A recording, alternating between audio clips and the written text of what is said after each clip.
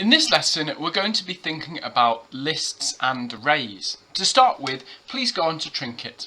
Under a new section called Data Structures, there's Arrays Task 1. Try this task and it will give us a little bit of a reminder into arrays and how they work. Now we're going to be learning about data structures, and over the next coming few lessons, we're going to be looking at arrays, records and tuples. A data structure is a form of storing and organising data. And not only are you going to need these for theory, but you're also going to need them to be able to program them as well. And there may be questions in the exam about data structures. We've already alluded to the fact that you've used variables before to store data. And these have a type, etc. String, boolean and integer. Depending on the type is how much space it will be given in memory. We can consider memory in a computer system, remember, to be a bit like a bookshelf. Each book could be slightly different and is going to take up more space on that shelf.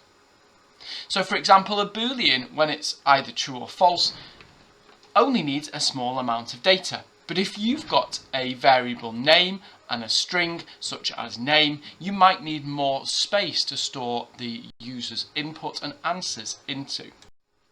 So in that way we give every variable a scope.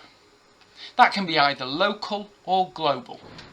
You should hopefully know already that a local variable is declared inside a subprogram. This might be a function or a procedure. But it can be only accessed by that function. Once that function closes, that variable is actually destroyed. A global variable can be accessed throughout all the code, including inside the functions and procedures. And this is usually created when the program starts and is only destroyed when the program is finished.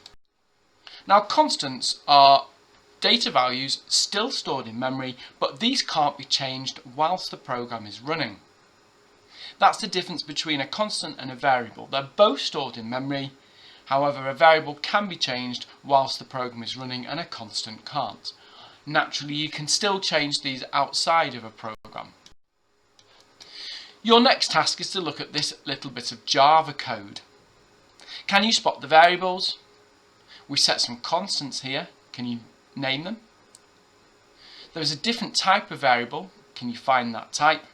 And are the variables local or global? Please pause the video and try and answer these questions. Let's have a look at some of the answers. Remember, this is Java and not Python. First of all, there is a variable called e, and that's declared on line 16 and is highlighted with the blue shape. Question number 2, there are some constants and these are set at the top of the page. They are a and c, but also b and d. Question 3, there's a different type of variable. What is it? Well, it's actually a double. We don't have doubles in Python, and in this language we've actually used what's called a double in Java. Now this is the same as a float, but if the float is too small and you've not got enough places, you could actually use a double. Now, question 4. If you look at the variables, they're actually global variables. Now, because of the way it is actually structured, our main program comes under line 4, or starts on line 4, called public static void main. This is our main program, so anything declared in there is global.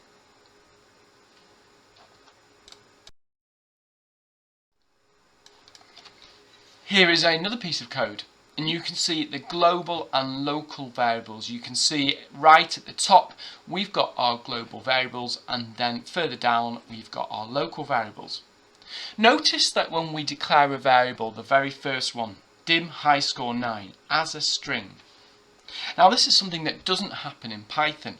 In a lot of languages, when you have a variable, you have to declare them first and declare their type. Python actually does a lot of the work for you. We can actually do Python variable declaration if you wanted to. And you can see in this example, I've done that. So I've put A is an int and it's equal to 7, B is a string and it's equal to 7, but a string version of it. Now, obviously, this doesn't work as other languages do in Python. We don't usually have to declare a value. That's because it's pointing to an object, unlike in other languages where it's just pointing to a memory location or a memory space. And for that data type to work, we're going to have to know how much space we're going to need in memory. So a variable declaration shows the compiler that something of this name exists. And it creates a memory block that's going to be occupied by the answer, if it's a variable, or by, like these, a constant which is set at the start. So in Java, an example will be int n. We save a space in memory for n, and then the compiler knows where that is. Remember, it's going to put it in our symbol table, so it's going to know the location of that data. So in this instance, it's an integer, and n is the variable name. And in this instance, it's going to create a block of 2 bytes for this value of n. N can only have integer values, and in this language, Java, we're expecting that to be no more than 2 bytes. So far this lesson, we've really been thinking about variables. But what are the problems with just using variables? Now, variables can only store one piece of data. So when we want to store more than one piece of data, we're going to have to use a different data structure. One of these data structures is an array. Now, this is a much better idea when we've got linked data together. We can store data together, and you've probably seen lists already in Python. When an array is declared, its size and data type must be stated. Now, this is really important. In Python, this does it already for us. But for an array, we need to decide how many memory locations are going to be needed to store the data. That is because an array cannot grow in size, unlike lists in Python where you can just append a value to the end. We cannot just do that because an array cannot grow in size. This means it is classed as static. Look in my diagram on the right hand side. We have got 2 arrays and 2 Boolean values. Our array house number is 6 items long. We can't just add an extra value onto there in our memory, because otherwise that would write over a different data value that we've already got. So hopefully this should be making you think about paging and segmentation. What are the differences? Pause the video and try and write the answers. So if you remember, paging is where we fix memory in page sizes of 4 kilobytes each. You know that actually quite often when we're trying to put data into memory, this means that we could put non-contiguous memory in different places in the memory and use what's called a page table to have a link between the physical memory and the actual logical store. Whereas segmentation is using logical divisions. That means they might be varying length segments which depend on the program structure. So which do you think would be the best for storing an array, and why is that the case? Pause the video and try and answer those questions now. Hopefully you've come up with segmentation. This is a logical structure. We probably want to store it all in one place. It doesn't necessarily mean it has to happen like that. It could be stored using paging in different places within our memory. But where possible, it would be better to use segmentation.